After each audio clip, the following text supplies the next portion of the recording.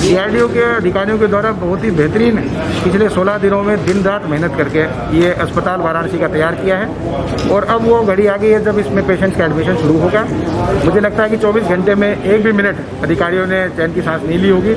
इसी के साथ आर्मी ने बहुत जल्दी मोबिलाइजेशन करते हुए आर्मी मेडिकल कोर और यहाँ पे जो हमारे मेजर जनरल साहब हैं उनकी तैनाती करते हुए सारे स्टाफ को उपलब्ध कराया है। आज लगभग कुछ ही घंटे बाद इसका संचालन प्रारंभ हो जाएगा। कुछ लास्ट मिनट की ब्रीफिंग और सब व्यवस्थाएं 2-3 घंटे की बची हैं। दोपहर के बाद सारे पेशेंट इसमें आने शुरू हो जाएंगे और जैसा आर्मी ने डिसाइड किया कि 250 बेड जो क्रिटिकल केयर के हैं ICU के, वो पहले चलाने चाहिए हमें, क्योंकि उन्हीं बेड्स की सब ज़्यादा कमी है। तो जितने भी ICU के पेशेंट्स होंगे अलग अलग अस्पतालों में, उनका रेफरल आज करा के यहाँ पे एडमिशन दिया जाएगा और बाद में प्राइवेट अस्पतालों से या अन्य जनपदों से भी जो लोग आएंगे उनको एडमिशन दिलाएंगे।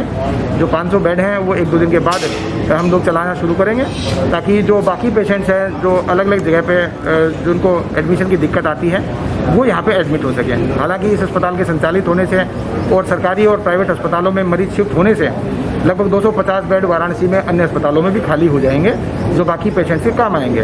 तो सारी व्यवस्था यहाँ पे डॉक्टर्स की, नर्सिस की, पैरामेडिकल स्टाफ की, दवाइयों की, फेस शील्ड, PP किट वगैरह की और इसके साथ ऑक्सीजन वगैरह की पूरी हो गई हैं। और आज से ये जो पूरा अस्पताल है ये माननीय प्रधानमंत्री जी के निर्देशन के अकॉर्डिंग वाराणसी की सेवा के लिए तैयार हो जाए। सर, डॉक्टर्स जो होंगे वो क्या मतलब आर्मी के होंगे या फिर BHU के भी इसमें शामिल होंगे? ये वर्तमान में 250 बेड का जो हॉस्पिटल है इसमें प्राइमरीली आर्मी के डॉक्टर्स हैं, लेकिन इसमें ऑन कॉल डॉक्टर्स BHU के रखे गए हैं, क्योंकि अन्य प्रकार की दिक्कतें भी पेशेंट्स को हो सकती हैं। कोविड के अलावा कोई अन्य हार्ट की बीमारी हो, किडनी की बीमारी हो, उनके डॉक्टर्स यहाँ पे आके देखेंगे।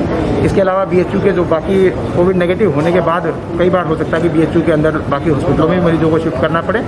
जो आगे अस्पताल चलाए जाएंगे 500 बेड के, उसमें भरपूर BHU के ही डॉक्टर्स और पैरामेडिकल स्टाफ रहेंगे, उनकी ड्यूटी लगा दी गई है और सारे मिलके आर्मी और BHU के डॉक्टर्स के सहयोग से ही ये चलेगा।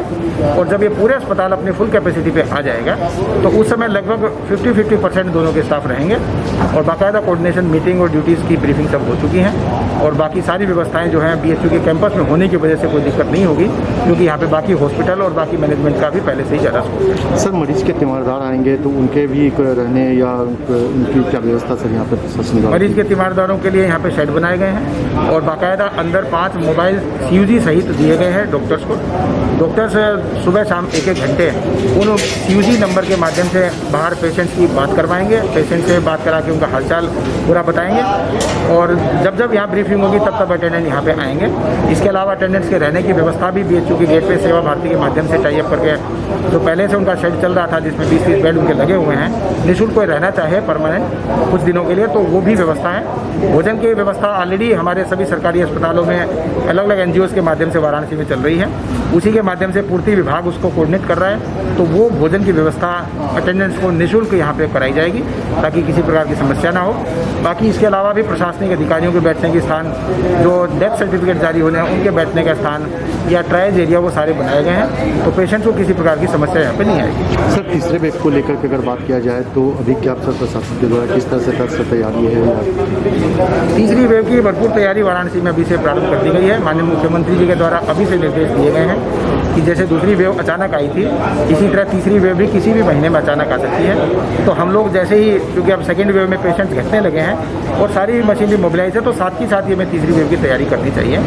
तो जितने सरकारी अस्पताल है उसकी ऑक्सीजन प्लांट तो हमने टाई अप कर दिए हैं। ग्रामीण क्षेत्रों के CHC में भी ऑक्सीजन के प्रबंध करने हैं, साथ ही बच्चों के बेड बढ़ाने और जितने भी अस्पताल हैं उनकी सारी इन्वेंट्रियाँ तैयार करनी कि किसने कितने बेड चलाए थे, किसके पास ऑक्सीजन की क्या व्यवस्था है, भविष्य में ऑक्सीजन वगैरह कहाँ से आएंगी, मैन पावर कहाँ से आएगी, एम्बुलेंस वगैरह कहाँ से आएंगी, उनकी पूरी कार्ययोजना हम लोग कोशिश करेंगे कि 1 सप्ताह में तैयार हो जाए। साथ ही साथ जहाँ पे जिन मशीन्स का, जिन ऑक्सीजन प्लांट्स का ऑर्डर दिया जा सकता है वो साथ ही साथ हम देना भी प्रारंभ कर देंगे। हमारी पूरी कोशिश होगी कि 1 महीने में हम अथक प्रयास करके अगली वेव की तैयारी अभी से कर दें, ताकि वाराणसी में अचानक कभी किसी महीने में ये ऐसी वेव आती है तो तत्काल हम सारी मशीनरी को मोबिलाइज कर सकें।